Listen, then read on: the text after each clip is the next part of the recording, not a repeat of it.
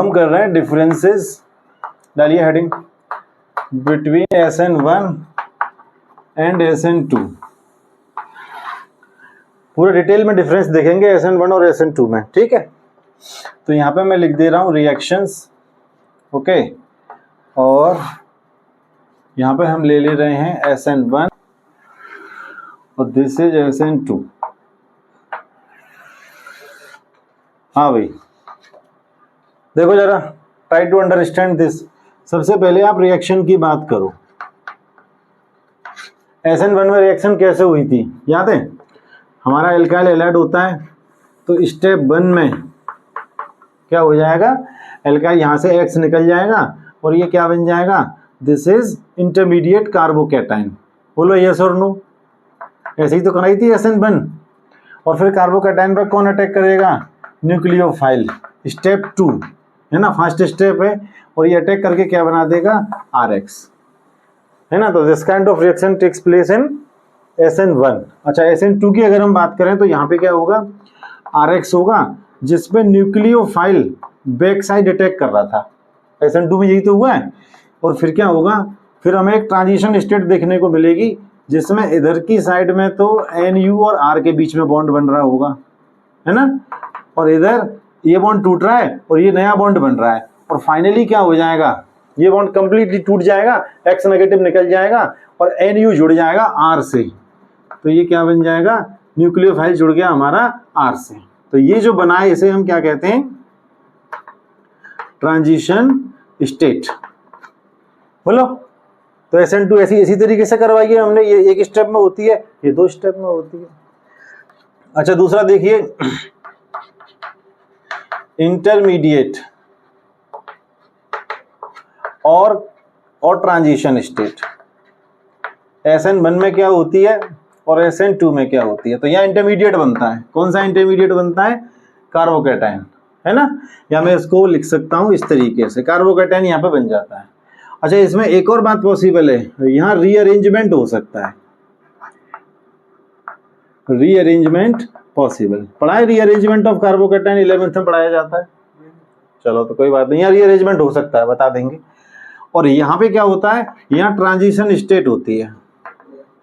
SN2 में क्या होगी, ट्रांजिशन स्टेट, और यहाँ नो रीअरेंजमेंट, यहाँ कोई रीअरेंजमेंट पॉसिबल नहीं है, नो रीअरेंजमेंट, ठीक है। एक और चीज देखो, नंबर ऑफ स्टेप्स। कौन सी रिएक्शन कितने स्टेप में होती है, तो ये कितने स्टेप में होती है, 2 स्टेप्स में। बोलो यस और नो। और ये कितने में होती है, 1 स्टेप में। SN2 1 स्टेप में होगी, SN1 2 स्टेप में। और अगर मैं बात करूं नेचर ऑफ सॉल्वेंट के बारे में,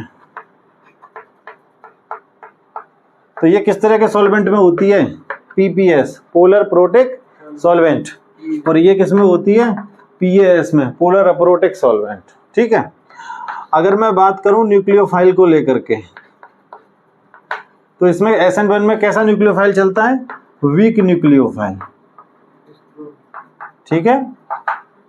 और यहां कौन सा न्यूक्लियोफाइल चाहिए, स्ट्रॉन्ग न्यूक्लियोफाइल। बोलो यस और नो। सब पढ़ चुके हैं, जो पढ़ चुके हैं उसी को देख रहे हैं। अगर मैं बात करूं स्टीरियोकेमिस्ट्री को लेकर के, स्टीरियोकेमिस्ट्री को लेके, तो SN1 में क्या हो रहा था, रेसिमाइजेशन, ठीक है। आपका रिएक्टेंट चाहे डेक्स्ट्रो हो चाहे लीवो हो, अगर SN1 हुई है तो प्रोडक्ट कैसा होगा, रेसिमिक मिक्सचर। और यहाँ पे क्या हुआ था, इन्वर्जन। तो ये पॉइंट एकदम रट लो, SN1 में होता है रेसिमाइजेशन और SN2 में होता है इन्वर्जन, ठीक है। एक और देखो, केमिकल काइनेटिक्स। अगर मैं रेट एक्सप्रेशन लिखूं SN1 के लिए, तो मैं लिखवा चुका हूं वैसे, rate directly proportional to concentration of alkyl halide RX and nucleophile. बोलो यस और नो। या rate of reaction alkyl halide और न्यूक्लियोफाइल दोनों की कॉन्सेंट्रेशन पर डिपेंड करता है। नहीं सॉरी उल्टा बोल दिया, केवल किस पे डिपेंड करता है, एल्काइल हैलाइड पे। इसीलिए इस रिएक्शन को हम क्या कहते हैं, SN1। अच्छा, इस रेट एक्सप्रेशन को देख के रिएक्शन का ऑर्डर कितना नजर आ रहा है आपको, मुझे बताओ। ऑर्डर कितना है, 1। और इसमें मॉलिक्यूलरिटी भी कितनी होती है, इसकी मॉलिक्युलरिटी भी कितनी रहेगी 1, ठीक। लेकिन अगर मैं यहाँ देखूं तो इसका रेट एक्सप्रेशन क्या होगा, rate directly proportional to concentration of alkyl halide and nucleophile both. और यहाँ पे जो ऑर्डर होगा रिएक्शन का वो क्या होगा 2, और मॉलिक्युलरिटी भी कितनी होगी यहाँ पे 2। यहाँ मॉलिक्युलरिटी 1 क्यों हुई है, क्योंकि आपको मालूम है कि जब कोई रिएक्शन एक से ज्यादा स्टेप में होती है तो जो सबसे स्लो स्टेप होता है उसकी जो मॉलिक्युलरिटी होती है वही रिएक्शन की अल्टीमेट मॉलिक्युलरिटी मानी जाती है, ठीक है। तो ये रिएक्शन 2 स्टेप में हो रही है, तो स्लो स्टेप कौन सा है, फर्स्ट वाला स्टेप कैसा होता है, स्लो स्टेप। तो इसमें जो मॉलिक्युलरिटी है वो क्या है, एक एल्काइल हैलाइड तो है, तो इसकी मॉलिक्युलरिटी कितनी होगी 1, बता चुके हैं ना पहले। अच्छा, और कुछ बच गया इसमें, तो नंबर ऑफ स्टॉप, अच्छा ये भी हो। एक और चीज देखिए, order of reactivity, order of reactivity, कौन सा एल्काइल हैलाइड सबसे बढ़िया एसिड बन देता है, बताओ जरा।